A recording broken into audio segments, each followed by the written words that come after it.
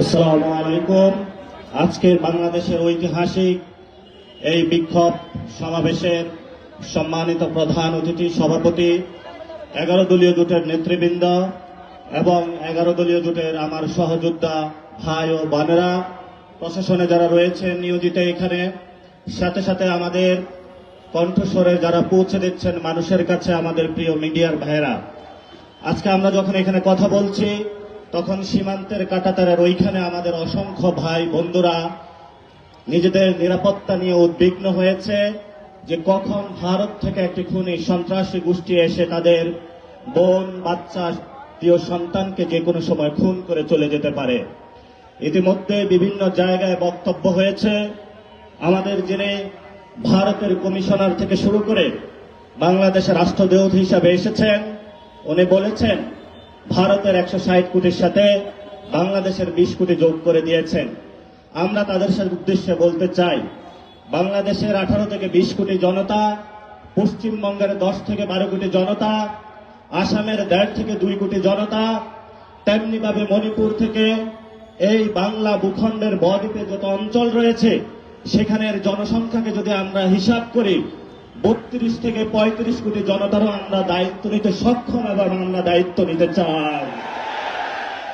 যদি তোমরা আমাদেরকে সেই আকাশ দেখাতে চাও যে অভিন্ন আকাশের স্বপ্ন, সেই অভিন্ন আকাশের স্বপ্ন ভঙ্গ তোমরা করেছো 1947 সালে, যখন আমরা একটি ভারত স্বপ্ন নিয়ে বেঁচেছিলাম যে আমরা ঐক্যবদ্ধভাবে ভারতে একই গঙ্গা, একই জলে বসবাস করে, একই পানিতে বসবাস করে নিভৃতে এখানে থাকবো। তোমরা সেইখানে মুসলিম কার্ড খেলে আমাদের উপরে নিপীড়নের, নির্যাতনের স্টিম রোলার চালিয়েছিল। আমরা বাধ্য হয়ে স্বাধীনতার আওয়াজ তুলে সে একই জায়গায় আজকে উপনীত হয়েছি। নতুন করে যে স্বপ্ন তুমি আমাদেরকে দেখাচ্ছ, সেই স্বপ্ন তোমরা 47-এ ভঙ্গ করেছ। এই যা ইতিহাস চলে গিয়েছে, নতুন করে মুসলমান এবং বাংলাদেশ ভারতের সাথে একীভূত হওয়ার যে অখণ্ড ভারতের যে স্বপ্ন, সেই স্বপ্নে আমরা কখনো ঐক্যবদ্ধ হব না। এবং তোমরা যে স্বপ্ন দেখো, তোমাদের সেই স্বপ্ন দিবা স্বপ্নেই থেকে যাবে, বাস্তবে কখনো হবে না। যদি বাস্তবে হওয়া সম্ভব, যেটা আমাদেরকে ভাসানী বলে গিয়েছিলেন, পশ্চিমবঙ্গ আমার, আসামও আমার, মণিপুরও আমার, এই বদ্বীপ পুরোটাই হলো আমাদের।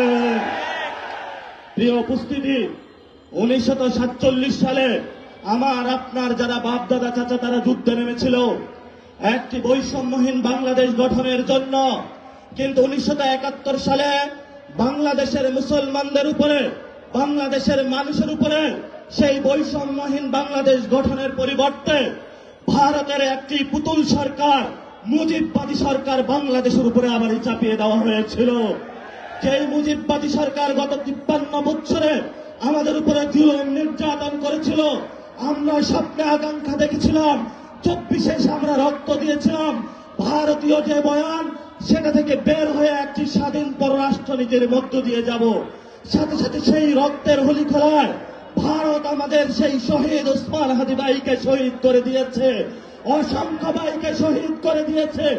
নতুন করে যখন আমরা স্বপ্ন দেখেছিলাম, মুজিববাদী বয়ান থেকে বের হয়ে বাংলাদেশের একটি স্বপ্ন নিয়ে ইসলাম এবং সার্বভৌমত্বের আহ্বান নিয়ে আমরা সামনে এগিয়ে যাব, তখনই আমরা দেখতে পেলাম যার বাপ বলেছিল উই রিবল, তারই সন্তান মুজিববাদের পথ ধরে মোদের কাছে আবার নজরানা দেওয়ার চেষ্টা করতেছে।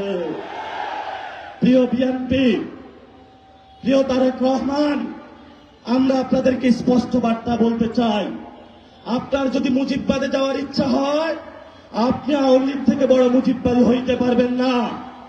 আমরা আপনাকে হুঁশিয়ার করে দিচ্ছি, আপনি যদি মুজিববাদের পথে হাঁটেন, এই পথ বাংলাদেশের জনগণের পথ নয়। মুজিববাদী শক্তির সাথে কঠিন যুদ্ধ হবে ইনশাআল্লাহ। সেই যুদ্ধে যদি বিএনপি বা আপনারা যদি মুজিববাদের পক্ষে থাকেন, 24-এর গণঅভ্যুত্থানে যদিও আপনারা আমাদের সাথে রাজপথে ছিলেন, আমরা সেখানে আপনাদের সাথে কোনো কম্প্রোমাইজ করব না। আগামীর এই লড়াই আমরা সরকারকে বলবো, যদি পররাষ্ট্রমন্ত্রী, স্বরাষ্ট্রমন্ত্রী পুশিং বন্ধ করতে না পারে, সীমান্ত হত্যা বন্ধ করতে না পারে, নাগরিকদের নিরাপত্তা না দিতে পারে, সীমান্তের নাগরিকদের উপর অত্যাচার বন্ধ করতে না পারে, তাহলে নাকে খত দিয়ে তাদের পদত্যাগ করা উচিত। আর যদি তারা সসম্মানে পদত্যাগ না করা, তাহলে তোমাকে টেনে হিচ্ছে আমরা বাংলার মাটিতে পদত্যাগ করাবো। লাস্ট যে কথাটা, আমাদের ফরেন মিনিস্টার জাতিসংঘে ইলেক্টেড অ্যাসেম্বলি হয়েছেন, জাতিসংঘের সভাপতি হয়েছেন, কিন্তু সীমান্তে আপনি হত্যাকাণ্ড দেখেন না, সীমান্তে আপনি পুশিং দেখেন না। আপনার চোখে শুধু সেখানে কিভাবে ভিন্ন দেশের করায়ত্তের মধ্য থেকে বাংলাদেশের সার্বভৌমত্ব জলাঞ্জলি দেওয়া যায়, সেই পথে আপনি তারেক রহমানের সাথে হাত মিলিয়েছেন। প্রিয় খলিল ভাই, এই খলিল ভাই আপনি ছিলেন না। যদি আপনি মুজিববাদের কথা দেন, আমরা আপনাকে শায়েস্তা করার জন্য প্রস্তুত আছি। তখন কোন খলিল ভাই আমরা চিনব না, সালাউদ্দিন ভাই আপনাকেও আমরা চিনব না। প্রস্তুত হন।